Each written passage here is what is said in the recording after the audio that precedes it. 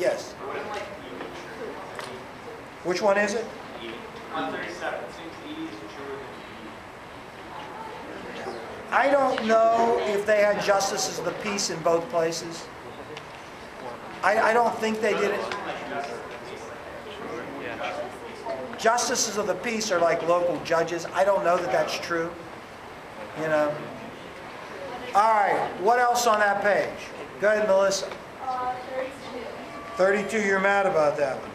Oh, you know, many of the kids ask me about this one. Progressives sought all of the following except. And then it goes down, more democracy, reformation of child labor laws, expansion of women's rights, legislative creative of socialistic commonwealth. Now, that freaked people out. To me, that's saying the progressives wanted socialism. The answer to that is no. They didn't want socialism. They were afraid of socialism. Now, you may accuse them of being socialistic, but they didn't want... Is D the right answer? Yeah. They didn't want socialism, dear Melissa. Remember I said they felt, you know, radicals on the left and on the right? Well, part of the radicals on the left were socialism. Right? So they wanted to reform capitalism. So that's... I mean, I know that whole socialist commonwealth thing kind of threw people off, but that seemed to me to just be saying they wanted socialism. The progressives did not. Go ahead, Howard Josman. Pardon me? 31. We just talked about that a little bit. Which of the following was a consequence of the shift to sharecropping in the crop lien system in the late 19th century? A major redistribution of land ownership? No. Diversified crops? No. A cycle of debt and depression in the southern tenant? Is C the right answer? Yeah, that's what I would say. A cycle of debt is you're constantly in debt. And we talked about sharecropping and being constantly in debt. Are you mad that you missed that? Yes, maybe. Other questions on that page? Okay, let's flip to the next one. 40. 40 through 50. Any questions on that page? Dear Jowsey. 41. The American Federation of Labor, the AFL, split apart at its national convention in 1935 because... Now, everybody look at me. Everybody look at me. When the Wagner Act was passed in 1935, which was part of the Second New Deal, when the Wagner Act was passed in 35, it emboldened work, it emboldened labor. And so the AFL had historically been an organization of skilled workers. Well, because of the Wagner Act, unskilled workers wanted to organize too, and they wanted to join the AFL. A faction of people in the AFL didn't want them. So they formed a committee of the AFL, which was called the Committee of Industrial Organizations. Eventually that committee broke away, please give me your attention, and called themselves the Congress of Industrial Organizations, or the CIO. So the CIO and the AFL became two rival labor organizations. The AFL continued to focus on skilled workers, the CIO on unskilled workers. What brings them back together, because today we have the AFL-CIO. They reunited in opposition to something called the Taft-Hartley Act.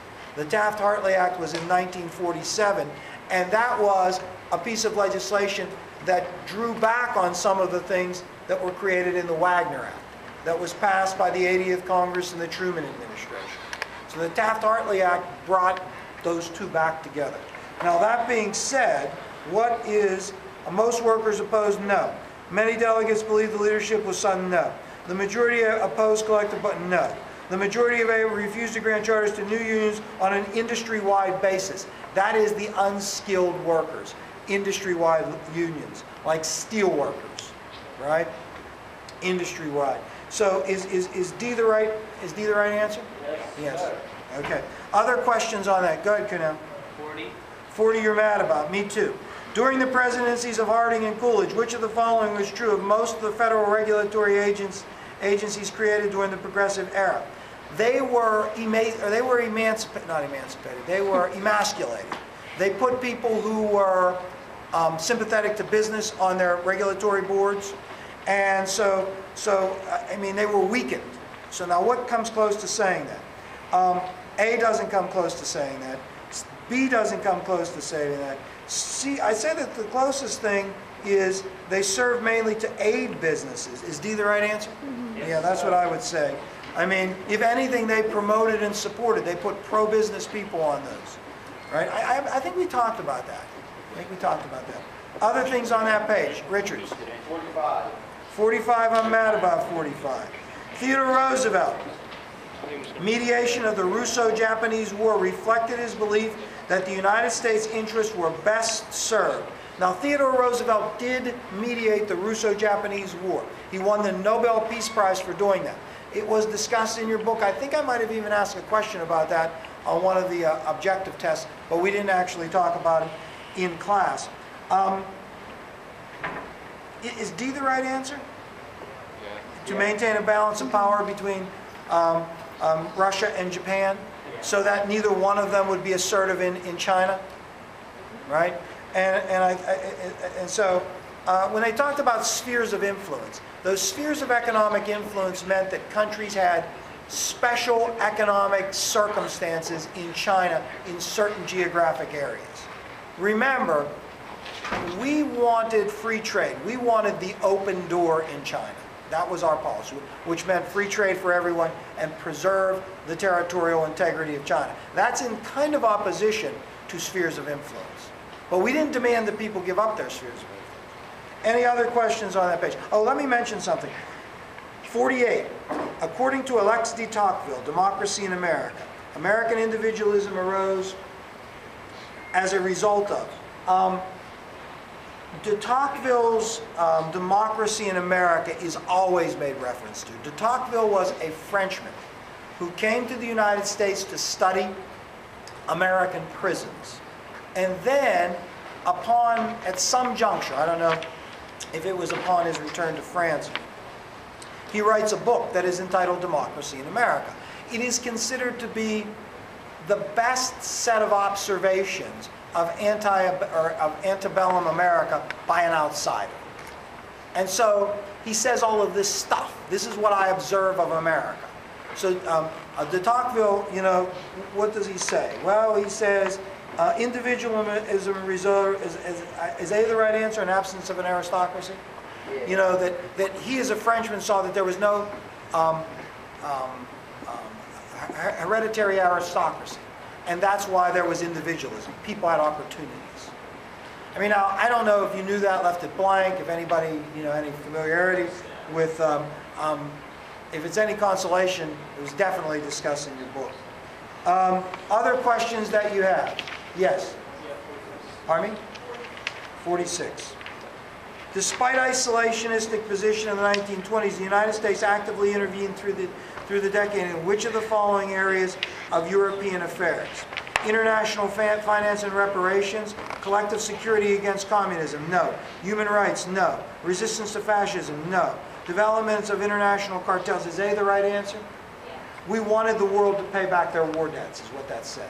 So we weren't involved with against communism? No. No. I mean, remember, yes, sir. Yes, sir. This is not detention. This ain't? No. Upstairs, 22 something. This is not detention. I mean... All right. Go ahead, Sam. How'd you know he was getting detention? Well, we had a number of people who had been coming down here for detention, yes. Of what? Fascism? Fascism is like ultra-authoritarian nationalism, right? That, I mean, one of the things they say, say totalitarianism, the state is everything, the individual is nothing. Extreme nationalism, right? I mean, I think it's really a hard thing to define in that sense. But that's how I think I would say.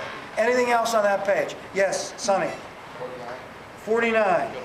Which of the following resulted from the policies of the Andrew Jackson? Which of the following resulted from the policies of the Andrew Jackson? A central bank was established. No. The value of paper currency issued by individual banks became uniform. No. The number of banks, each issuing its own. Is C the right answer? Yes. Yeah, the reason C is the right answer, you know that Jackson crushed the national bank. When he did,